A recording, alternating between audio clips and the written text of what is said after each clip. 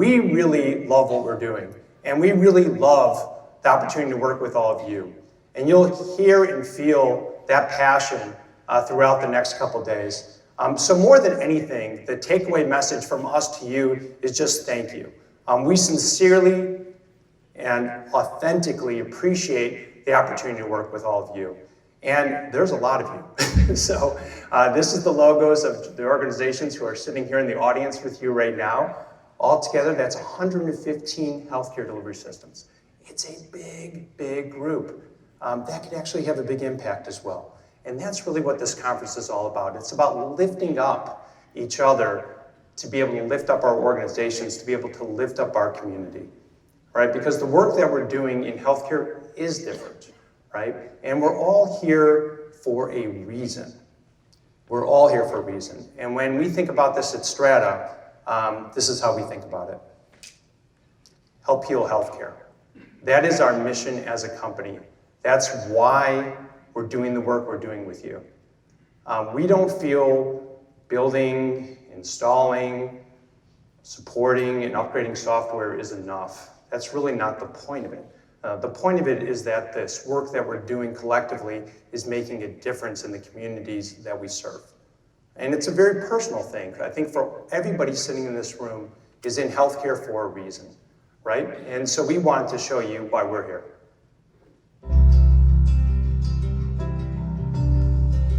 My dad was told he had prostate cancer. 6 years later, we found out he was misdiagnosed. Now he's battling melanoma for the second time. I got into healthcare because my mother was a CEO of a major health system here in Illinois. So as early as my 20s, I started having heart palpitations. Over the course of 10 years, I saw numerous doctors until I got to the right doctor who ordered an EKG for me, which potentially saved my life.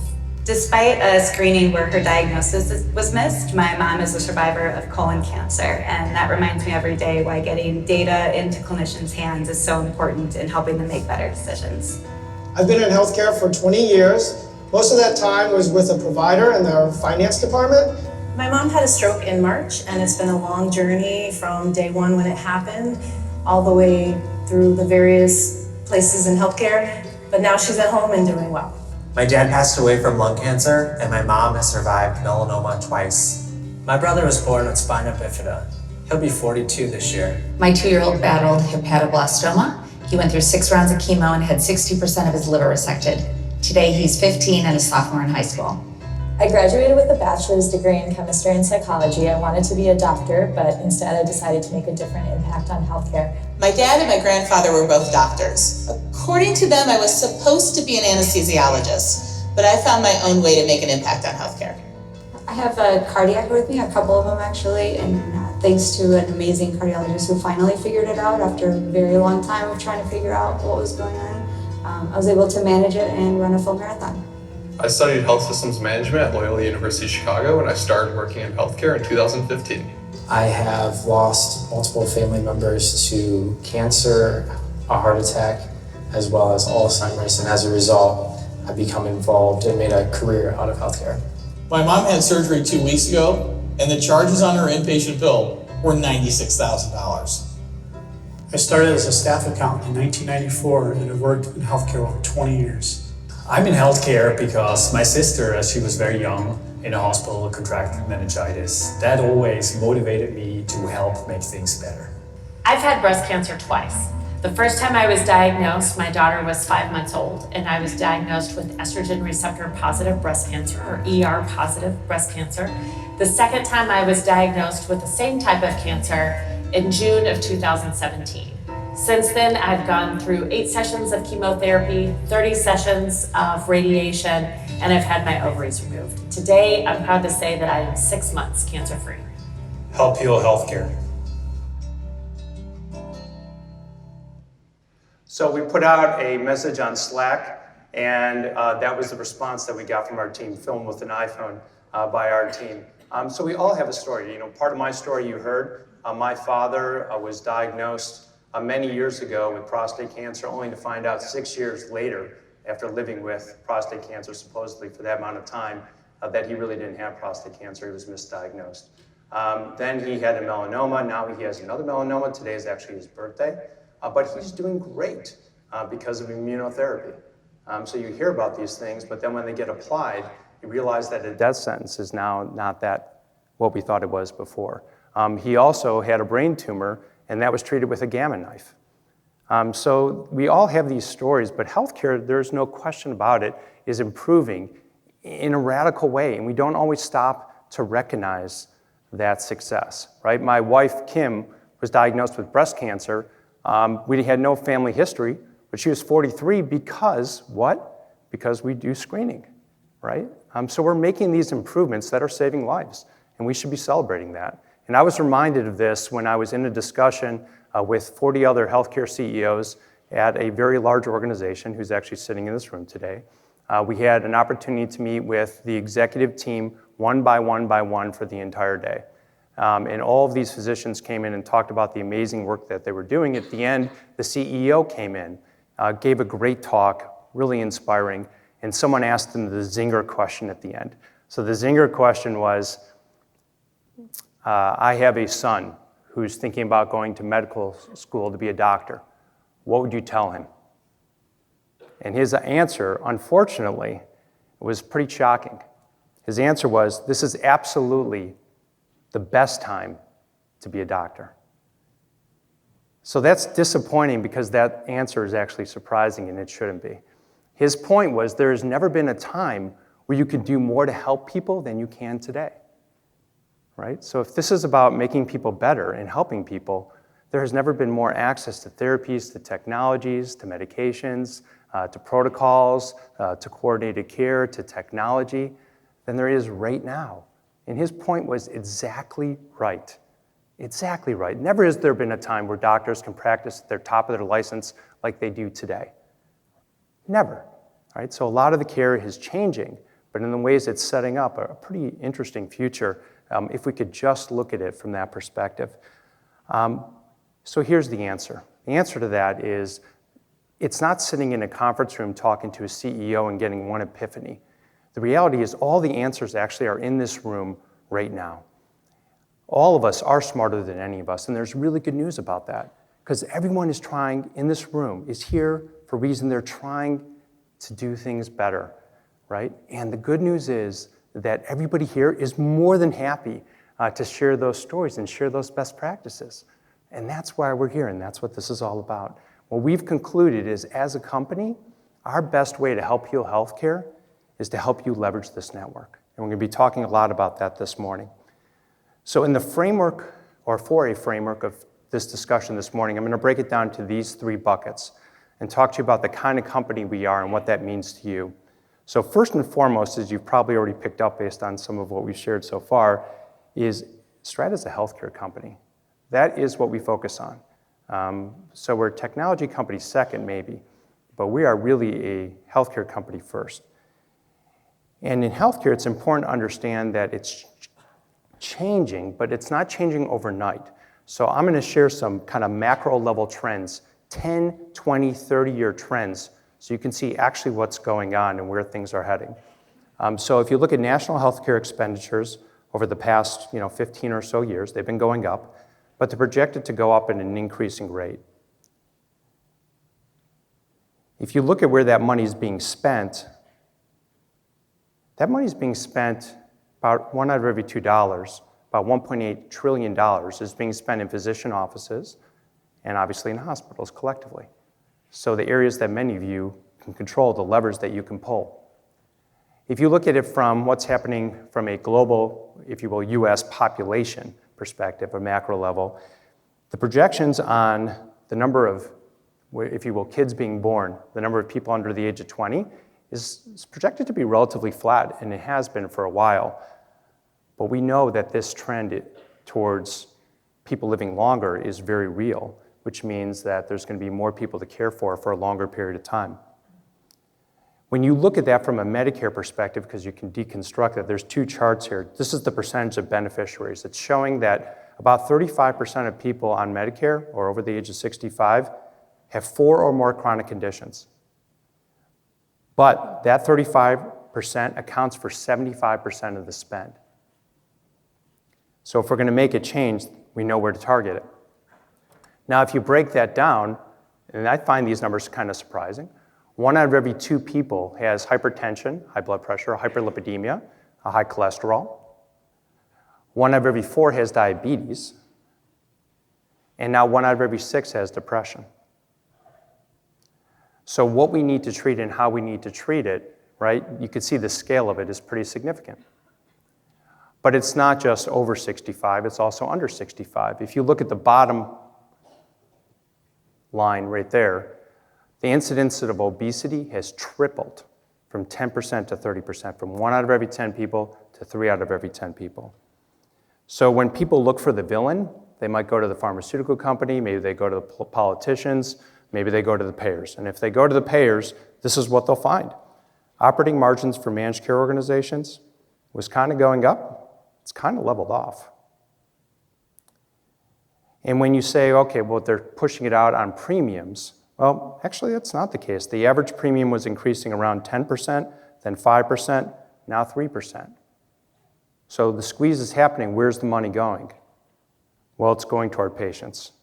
So the blue line, it's a busy chart, but the blue line is the increase in high deductible health plans. So the stat is 7 years ago, 1 out of every 10 people had a deductible of over $1,000 a year. Now it's 5 out of 10 in 7 years. So the out-of-pocket expenditures are obviously going up, and obviously that means something to everybody in this room of what that implies. Now you look at the reaction of the hospitals and health systems, here's basically what they've done. About 5 years ago, you had about essentially 100 transactions a year, mergers and acquisitions. Now that number is 200 to 300. A lot of us think it's going to start leveling off or declining because of this. There's already been a lot of consolidation. So the number of hospitals and health systems has increased radically.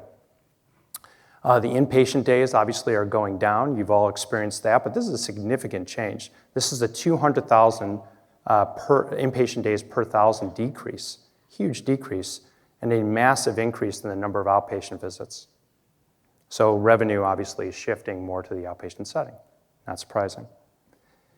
This is kind of surprising, actually. So this is the number of FTEs and part-time employees in hospitals.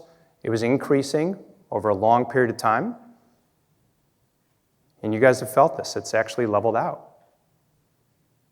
So that supports what you've been seeing and feeling and hearing, within your own organizations. So what does that mean to all of you financially? Well, it really means this. 2 things. One, about 1 out of every 3 hospitals right now is operating with a negative margin. Obviously not sustainable. But if you look at the trend, just the recent trend, and this is the chart that you should take away and put in your mind, this is where things have been the last 3 years. So margins have gone from 4 to 3 to 2 on average. Hospital operating margins dropping by 38% in 3 years. So something has to change. Good news is, once again, a lot of people are taking action. So I had a chance to write a summary article for the JP Morgan Healthcare Conference earlier this year. I've done it the last couple years. Not because of me, but because people want to know what's going on in that room, in that discussion. This has been one of the most read articles in Becker's for the last 3 years. So what's the article about? 25 health systems get up and present their CEOs and CFOs in 25-minute slots. Then you can draw a thread through all of them and say, well, what are the common trends? And this is what they are. You got to scale. You got to find new ways to generate revenue. You got to manage margins, and you got to reduce cost. You need to become a brand. That's becoming more prominent as these health systems come together, and they need to operate as a system, not just call yourself one in name. You got to still act small and operate in the margins in terms of what needs to be done, and you see the list that goes on from there. But here's the bottom line. 50% of the healthcare spend is flowing through healthcare delivery systems. That's $1.8 trillion. It's plenty of money. You can't put up that kind of number and say, well, we just need to get it to 2 trillion, and then everything will be okay. So the resources are there. And the great news is that you, meaning all of you in this room, actually control the 3 biggest levers that you can pull to make this work. And that is how you plan, right? So your strategy, how you're actually going to use your resources, right? Your long-range plan, your capital plan, your operating budget. The analytics, so how you interpret what's going on and communicate that to your organization so you can course correct. And then perform. How effectively finance gets out in front of things and partners with clinicians and operators to really drive performance and make a change. And this has really become the new triple aim for finance. Plan, analyze, perform. That's the, if you will, game plan, the short list of the things that we see people now doing very differently and very deliberately within their organizations. And the good news is all of those things can be activated and improved by you with StrataJazz. That's why we're here. We're here to have a discussion that leads to action so that we can leverage these concepts that we hear from other organizations in our own organization and really put them into action. So that gets to the second part, which is we're a software company. And the great news about a software company, we see it everywhere in our life, is through software you can drive incredible scale. You can get things done very quickly, very consistently, and drive big change. So let me give you a couple examples. The most prominent transportation in our company in the world right now is who? Anybody? Uber. The most prominent hospitality company in the world is? Anybody? Someone's got to step up. Airbnb, you got it. And the most prominent retail company, this should be easy. Amazon, it's showing up at your front door right now, right? So, and maybe in healthcare sometime soon. But there's a lesson to be learned by all these companies, right? Because Uber doesn't own a single car. Airbnb doesn't own a single room. And Amazon, God knows what they own, but they don't own a lot of stores. They own the world. So there's a lesson to be learned, and it's this. Technology scales big time, right? It really does. But it only matters if you solve a problem. Like Uber, I would say that wasn't a problem that you were sitting around and thinking about before they solved it, right? But just not having to tip, that's actually a big deal to people, that uncomfortable moment that they got rid of. Airbnb is the most fascinating of all these stories, okay? So the Airbnb CEO was at a talk like this, at a conference with a couple thousand people, and he was asked the question of what was the problem they were really trying to solve. And he said, well, first of all, it's important to understand we're not a technology company. We had to solve a very different kind of problem. And he said, here's the problem we had to solve. And so you guys can all participate now. All of you guys have a cell phone? Take it out. This is, no, I'm like serious. Take out your cell phone. Now, give it to the person next to you. Okay? Got it? And now give them your password. So give them your password.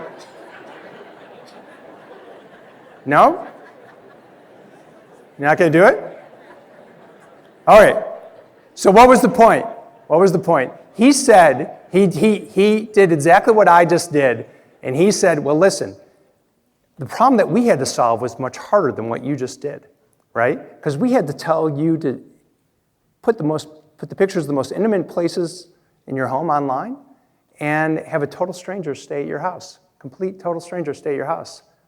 Who would be okay with that if you're not willing to hand a phone to the person? I mean, Kim knows Frank pretty well, and she still won't give him a passcode. That's because Kim knows Frank. And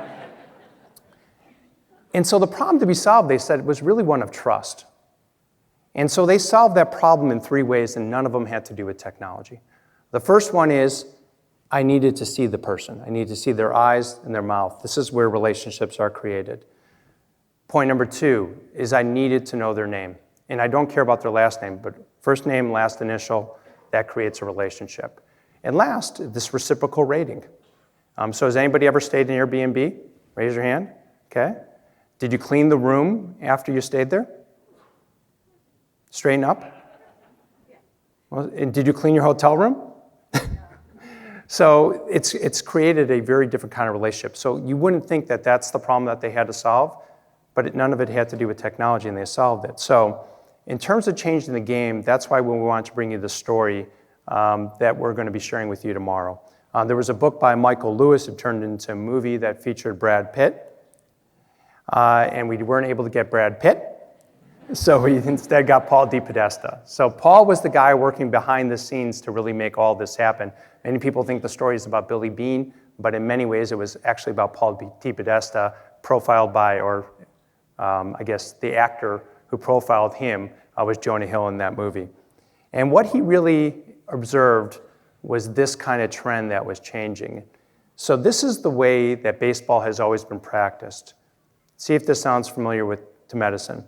I take a close look at what's going on, I use my experience and what I'm seeing in front of me to make a decision. That's old school. This is shot off my television, playoffs the other night. Of course, you talked about you see the iPad there, and the other coach with the analytics right in front of him for Houston. And then it ends with an overlay, right? And you can see that every pitch, every decision that they make is informed by data, not just intuition. And how that translates into how they play the game, it's totally changed. So this is from that same game. And you see, well, I played third base when I was growing up. Third base did not play where the shortstop was. And I remember the shortstop being behind second base. So the game has changed dramatically. And that's what we're all here to do. We're here to change the game. So over the last few years, Strata really has adopted this mindset and been very methodical in terms of changing things that we saw and we thought needed to be changed. Literally reinventing the decision support market. So the decision support market was a stagnant market with vendors who I think had, for many of you, fallen way below the bar in terms of what you really needed. And there was a different problem that needed to be solved in the market, and that's where Strata leaned into. Over the last couple of years, we have been chosen about 95 out of the last 100 times in the market in terms of the decisions that are happening. But we also did the same thing in terms of extending the use of that information to help solve the problem, and that's what continuous improvement is all about. If you have all this cost data but you don't activate it, what good is it? And that's really where we've leaned in. Now we're doing the same thing on advanced planning. So people have talked beyond budgeting for a long time, but then they go to conferences and then nothing happens. So we're really trying to drive a big change and essentially turbo-tax that market. All of this was separate until the last couple of years when we really pushed a platform approach into the market to really turn this into a flywheel and have all these things work together. But we've also changed how we've deployed. So System Center was a massive change. Instead of, if you will, someone using intuition and their experience only to implement our product, System Center took it through a methodical based approach. And that's why you get a consistent deployment of Strata now. We've also done that thing with the common data model. So moving our customers there, for those of you who were at the conference a couple years ago, 0% of our customers were on the common data model. We sit here today, 95% of our customers are on the common data model. And it's changed the service experience dramatically. To do that, we've created a whole slew of new teams: technical consulting, data integration, project management, product management, experience management. The list goes on, and you'll hear more ideas today in terms of the kind of things we're doing. But the bottom line is our focus is to continuously create novel, substantive improvements that make things better. And it continues. So you'll hear Adam in a few minutes talk about some of the investments that we're making. You'll hear this in the product keynotes. But the bottom line is we've increased our investment for a company that's 23 years old. It's doing everything organically. We've never acquired a company. We don't plan on acquiring anybody. To have a 40% increase in development shows you that we feel like we're in the first inning of the game. And that gets to this last part. And I think ultimately this is what healthcare IT companies miss. Because I've been doing this for a long time. I've been in healthcare for close to 30 years. I've been in healthcare IT for close to 20 years. Most of the companies suck. They're just not that great. The experience isn't, and I heard a hell yeah over here. So we've really focused on kind of benchmarking ourselves not against other healthcare IT companies, but against Southwest Airlines, against Zappos, against Starbucks. We think the experience should be extraordinary. So this says 5 years in a row. I'm going to put this up there, even though we haven't been named best in class yet. And I do that because of this data. So we get this question a lot, which is, okay, as you bring on more customers, Dan, how are we going to get left behind? Or how do we know that the experience isn't going to get worse? Well, here's some good data that would support that the experience is actually getting better. At the beginning of the year, our class score we were best in class. Our score was 85. Now it's 93.8. Put that in perspective, and this isn't to demean any other company, but that's higher than any product that Epic or Cerner or any other company that's in that space offers. It's higher than any analytics company. And we think it could be much better. So we are obsessed with improving. And a lot of that ties to this, which is if your customers aren't happy, your team isn't happy. If your team isn't happy, your customers aren't happy. So I personally interview that everybody that comes into Strata, and you'll see the people around you, all the ones wearing the gray vest, they truly care. They truly care about their work. They truly care about all of you. And over the last 5 years, it's nice to be acknowledged by Becker's as being one of the best places to work in healthcare. So we're really proud of that. So I do get this question around culture from a lot of people when we do interviews. How do you maintain your culture as you grow? And I have a very definitive answer on that. It's you absolutely don't. You don't. What you need to do is obsess on improving it every day. You should never focus on maintaining things and being in defensive, protective mode. You want to be on offense. And every person that joins the company changes the culture, hopefully for the good. So you want to keep getting better. Speaking of growth, we've been selected by more providers than all of our competitors combined over the last 5 years. So just in the last 12 months, these are the organizations that have jumped on board. Many of you are in the audience today, and we totally appreciate the opportunity to get started on this path with you. But we also really appreciate this list. This is a list of customers that have expanded their footprint with us in the last 12 months alone. It's a big list. So as you look at that list, the one I showed you initially, the ones that I just showed you, you see a lot of the name brands in healthcare. In fact, and this is just a small sample of the nation's best hospitals honor roll from US News & World Report, but if you look at cancer, cardiology, orthopedics, and children's hospitals, all of these organizations are in the room today because they're all using Strata. This is an interesting survey. So this was done by Reaction Data. They looked at 285 hospital healthcare executives and asked them what healthcare system comes to mind as a model for delivering high quality and sustainable cost. But you can see one organization was picked 2-to-1. They came up more so than any other, and that's Kaiser Permanente. And we just started a national rollout. Many of you are familiar with this. With Kaiser over their 9 regions, they have 212,000 employees, a $72 billion organization. So we're incredibly excited to be partnering with them, and we've gotten the rollout going, and we're really excited. So there are many best practices and great stories to share everywhere in this room. These are just a few of the articles that have been published on folks who are sitting in this room today. Many, many best practices. So 200 health systems, there's going to be a lot of great stories.